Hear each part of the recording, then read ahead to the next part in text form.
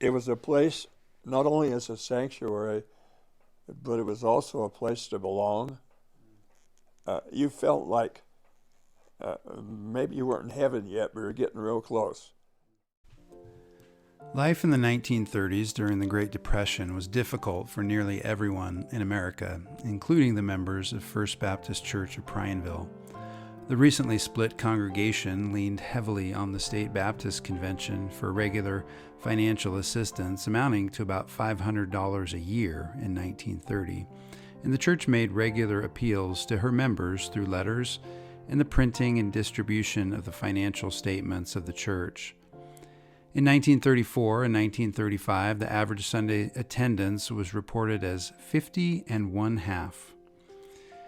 In 1936, First Baptist had a monthly budget of $113, of which a whopping 71%, or $80, was the pastor's salary.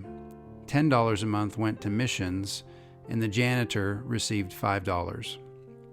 But hard times didn't stick around forever, and the beginning of the logging industry boom in the 1930s would help Prineville's economy. The church's budget would nearly double by the end of the decade.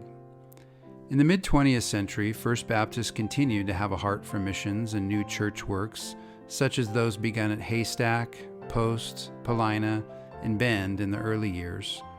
The church regularly tithed from the monthly offerings to support home and foreign missions works, individual missionaries, child evangelism, and Bible schools and seminaries. In 1937, the first Sunday of each month was designated as Missionary Sunday. The church regularly invited evangelists to come and hold protracted revival meetings.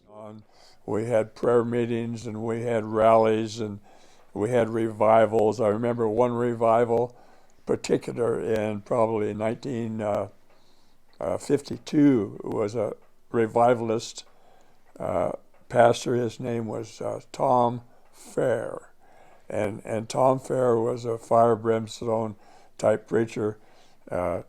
He gave an altar call and everybody showed up, and it was just a great experience.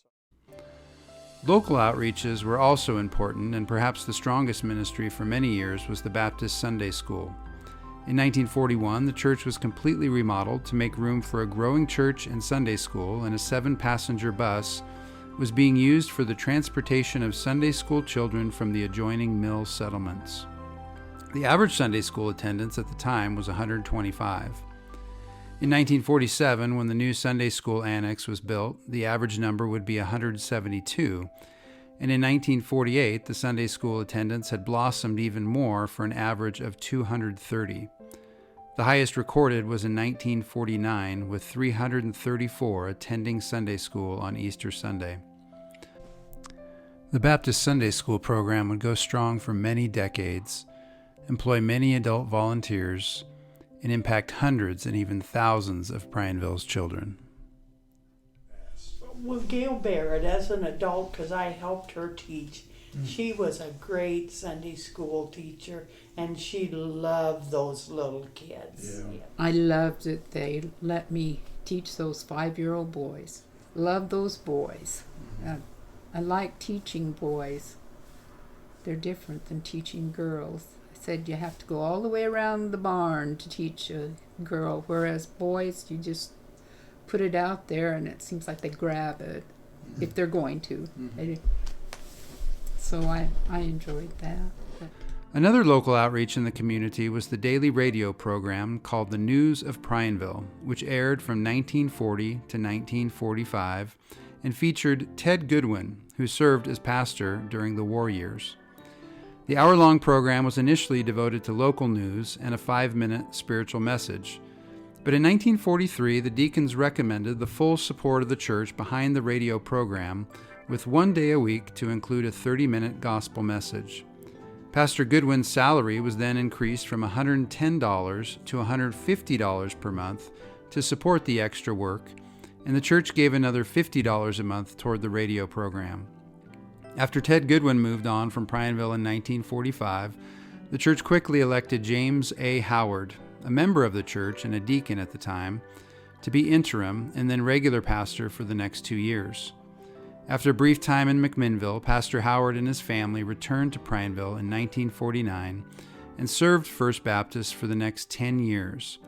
Pastor Howard would later serve as visitation and seniors pastor in the 1980s and the early 1990s.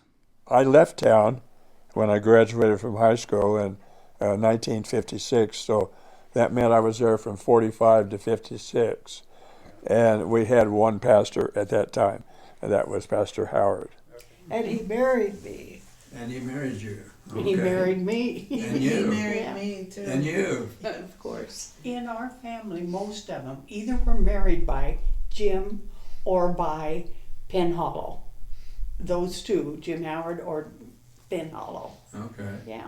I went forward when Tom Fair came for a Yeah. revival. I felt But I like I think was that going to Jim hell. Howard was the one that baptized me after I'd gone forward with Good. Tom Fair. As a child, it was said, and I don't remember it, but he lived down below us, and he would pick us kids up and bring us to Sunday school. I don't remember, but that was always what was told us. Yeah. So that was when we were really little. So, you know. But I remember Tab Allen when I was baptized, and we went over to the creamery, and Jim Howard taught us the beginning lessons of being after we were baptized, and we went over there every Sunday morning, for Sunday school. He married us. Always. I just loved everything about him. And Jimmy worked nights when we were first married. And we lived in the house right next to where the swimming pool was Okay. at that time. Yeah. And he and Lola would come and visit me at night. And we'd pray for Jimmy. In 1959, Jim Howard resigned, and Stan Irvine, who had previously served as youth minister under Jim Howard, was recalled from Santa Barbara, California, and became the next pastor of First Baptist Church. A gifted musician, Stan directed the church choir that cut an album in 1963. The church still owns a copy of the vinyl. And on top of his many ministerial duties, Stan also served as the mayor of Prineville. The thing I loved about Stan was that he really liked my husband, and Jimmy was not a believer. And he came out to the house, and when he left, Jimmy was a believer. During Pastor Irvine's tenure, the church continued to grow to the bursting of the seams, leading the congregation to pursue a larger building at a different location.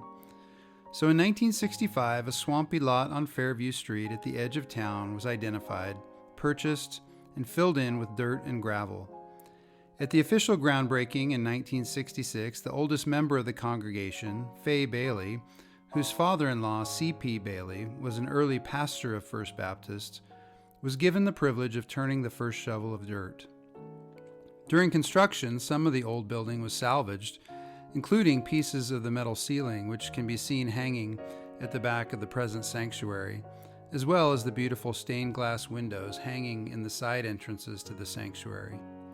Unfortunately, during demolition of the old church building, which is now the back parking lot of the Wells Fargo Bank, one of the construction workers was tragically killed. His name was Dale Cork. On October 15, 1967, the church held a service of dedication for the new building, kicking off its continued use over the past 56 years. But in a city where there was once a church or a service station on every corner, we know that the church is not a building, it's a people. I don't remember as much about the church It's about the people. about the people. Yeah. And in the middle years of the 20th century, it was people like Ewan and Nancy Johnson, Francis Stearns, Harry and Crystal Stearns, George and Betty Whitmer, Mac and Maureen Sinclair, Weldon and Joy Eubanks, Shirley Lambert, Dick and Marilyn Bigelow, Dorothy Jacobs, Dr. Elon and Marge Wood, Granny Mae Holliday, Warren and Betty Reynolds, Ray and Hazel Denton, and LaSalle Coles, who were the church and who served the church, all to the glory of their King.